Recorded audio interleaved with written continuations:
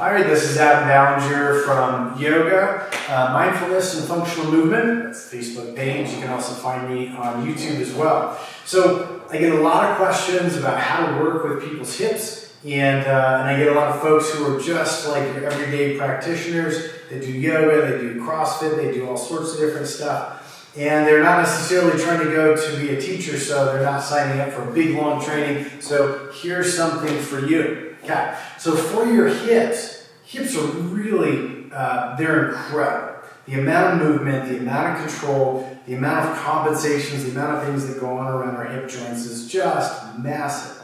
If you can imagine that each one of these rests on top of a little marble shape, a little ball into a socket, and yet our pelvis is supposed to be able to hold itself up, right, left, turn, not too tucked, not too tipped, and there's even a little bit of movement where the SI joints are, so they can even get cockeyed and have a little bit of a torque to them as well. So it's no wonder these get out of balance. When they do get out of balance, what we usually notice is either a loss of power, a loss of range of movement, and we might even notice that we have tight areas. We have something that feels really tight when we go to a stretch. We see that a lot in yoga. On the yoga mat, we tend to just dive deeper into the stretch. Occasionally, we'll add something like a PNF stretch. So we'll engage the muscle that we're stretching close to its comfortable range of movement and motion, and then we'll relax it and we let the muscle, it's a long explanation of how that works, but the muscle tends to relax a little bit more after we've engaged it and then released it. There's a lot of new stuff out there in the industry, and so I thought I would share a couple things with you, a little bit beyond the PNF work. It's not quite cars, big, cool new term, not cars as in automobiles, or pails and rails, but I've got a little bit of stuff that works into some of the science that's behind those things, and it's basically creating more muscle balance. I am going to use this cool little yoga block. It's got a little wobbly teardrop shape. And I'm going to use this for balance and stability, and I'll tell you why in a moment. So if you're having a lot of outer hip tightness, and that could be multiple different things that are out there, the piriformis is a muscle that comes up a lot in conversation with that, and also part of our glute package, and then some of the smaller ones in there. A lot of times, the imbalance here is connected to the imbalance here. And so a lot of times you'll see that somebody has less activity, less muscular balance when we move. In other words, when this muscle needs to create stability and contribute to how I'm moving in my hip, if it's not contributing enough, we'll tend to shift the body in position and use what else we can engage. And sometimes that other stuff doesn't relax or release very well because it's not relaxing or releasing into something that can function like we'd like it to. And the body does have this awareness around joint structures and even along the lines of multiple joint structures. It actually perceives what's the stability like, what's the movement like, do I need more safety and stuff like that. So a lot of times we're tight here because we're underactive here. You might actually feel like this is tight, but if we were to look at some strength stuff and watch it move in a functional assessment, a lot of times you'll see that even though it feels tight, if we go into some yoga poses, it may even act like it's tight, doesn't have much range of motion, but if we go into some regular movement, we may see that it is collapsing. Okay, so one of the ways to turn on this inner thigh structure that's kind of directly opposed to that outer hip structure is to bring the leg up and to produce rotation. Now I want to do this to turn this on. And if you've seen something with controlled articular rotations, cars, a lot of times we'll do these things and we're trying to work as much as we can. See, I'm not going to move that knee, hopefully not at all. And ideally we do this without any external stability stuff. But I find for a lot of people, if you're not very well accomplished in this one leg endurance, posture, and stability, use this. You can still work this really, really well. So I am going to try to get this outer hip stuff through my approach of toning this. As I turn this and lift this, one of the number one things I see when a person holds this long enough to get active, they also hold it long enough that they get fatigued and they begin to collapse. So I think this is helpful, or countertop or a chair or whatever, and rest. Okay, so I want to create that fatigue in there. I want to create enough activity that I get feedback in the form of muscle fatigue in there. And if I were to go into a stretch that was directly connected to the inner thigh, I'd probably also feel like I'm stretching a muscle that's recently been very active.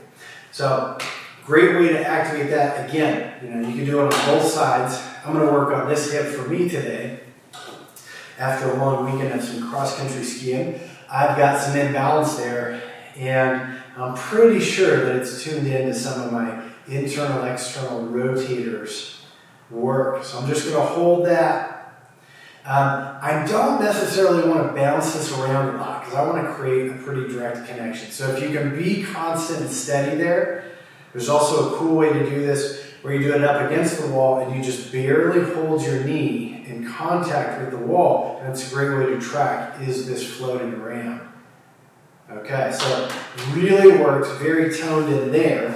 I'm going to do this and finish it up a little bit more like our yoga. I think most of the audience that I'm going to connect with out there are in the yoga area. Now, the next one I'm going to do is another one for that inner thigh.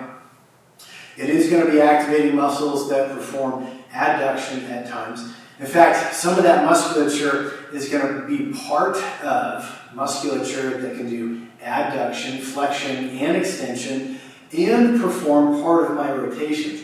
So if you get deep into your biomechanics in the inner thigh area, these adductor muscles and then some of the smaller muscles that we have in there, they're really complex in how many things they can do, and depending on the position of the body, that they could do, both flexion or extension, contribute to internal or external rotation.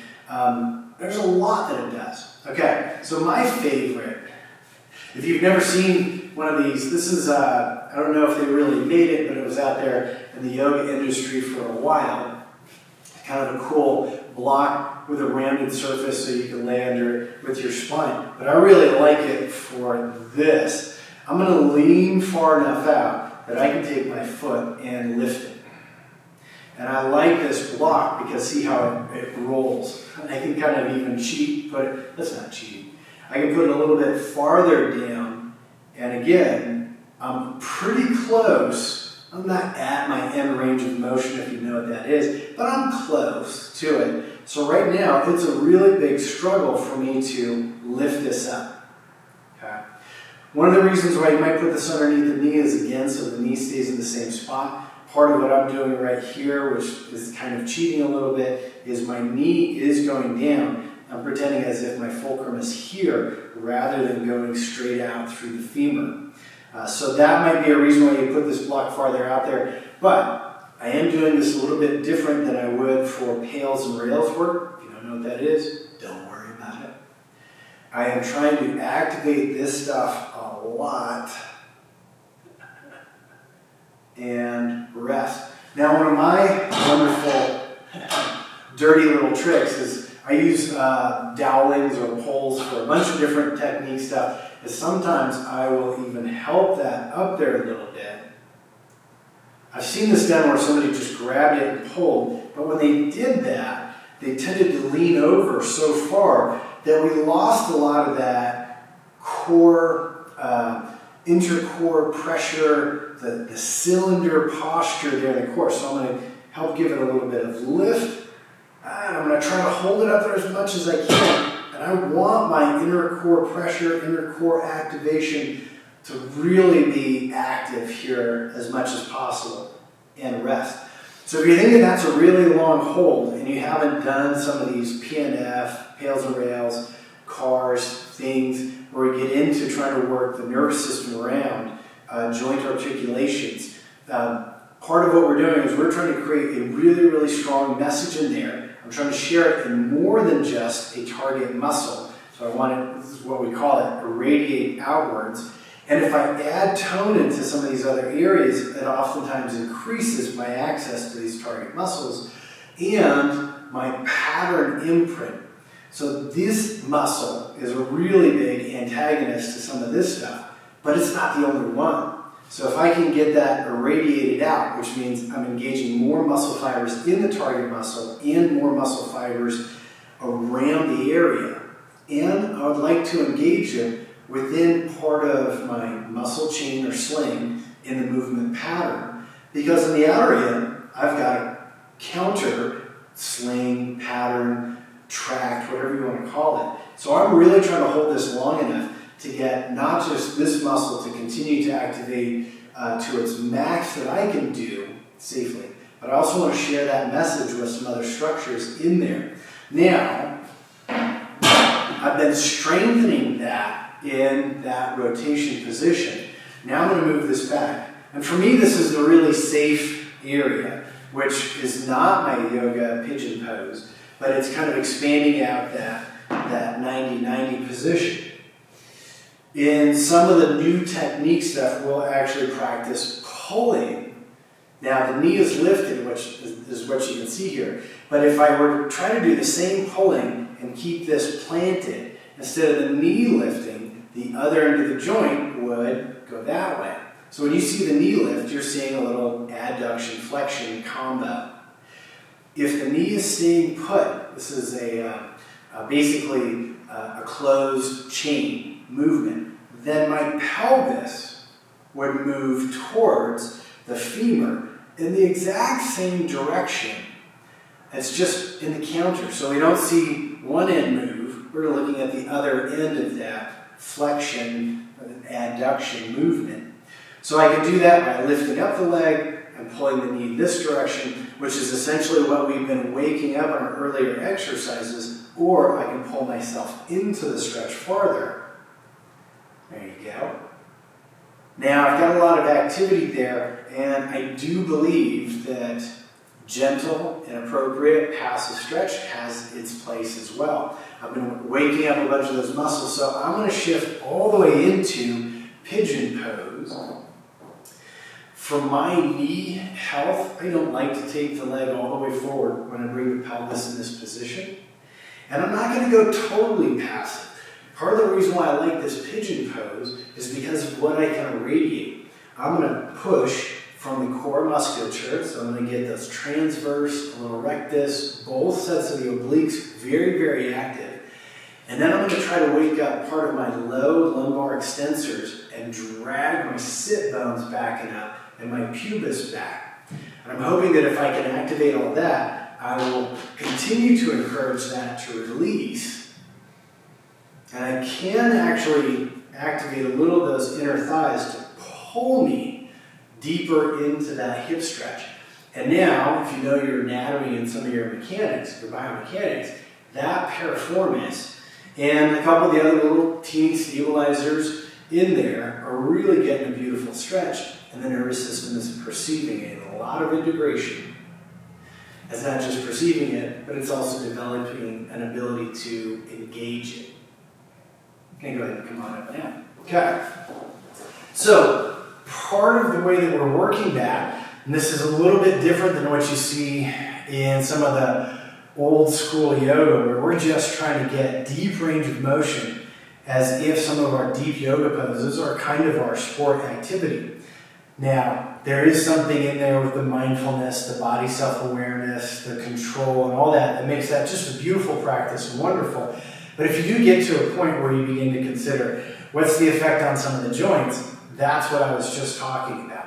If you create movement, capacity, and a joint structure that doesn't already have or doesn't have existing stability, then we have a joint that can move out into a place where I can't really create control. So one of the things about joint health and flexibility or mobility, there's a difference there and I won't give you the lecture right now, is that I would like to be able to control what I do with the freedom I have to move.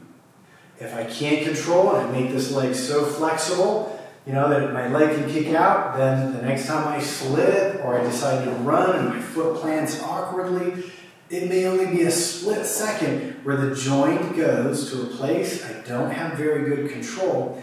It's likely that I can compensate and pull myself up and out of it, but I begin to put some stress on that structure. And possibly over time even develop just wear and tear and an unusual tired or at a particular moment, maybe even get an injury. Now, I don't want you to practice with fear. I want you to practice inspired and with some hope. If you want to stretch because it just feels good and it's a great stress reliever, fantastic. If you like to stretch and do mobility work, like we do a lot in yoga, and you'd like to develop longevity, be inspired by learning how to develop safety and stability around where you like to move those joints. It's really quite a fantastic practice. And we can do it a ton with just a little bit of activation in a lot of the poses we already do. So that's one of my favorite preps into a nice hip stretch. You can even take it all the way to pigeon pose. It's going to feel a little different. It's not going to feel like we've totally softened everything out and turned into a melty, wonderful goo bowl of oatmeal raisin cookie mix on a hot yeah, now I'm thinking about eating. So it isn't that same sensation, but I guarantee you with some of that stuff we talked about today, your joints are going to work better and they're going to work better longer. All right, this is Adam Ballenger. If you're one of my yoga friends and you haven't heard me get all scientific about this kind of stuff, that's why I love teaching this and sharing things in a way that you don't have to hear that all the time. But if you do like a little more explanation and you want to sharpen some of those tools in your practice toolbox, think about what we've done here today. Engaging both sides of the coin, both sides of the joint, looking at the light and the dark and trying to bring it all together in the middle, rather than just having our preference of one side of the joint, one side of the coin, one side of the light or dark. There you go.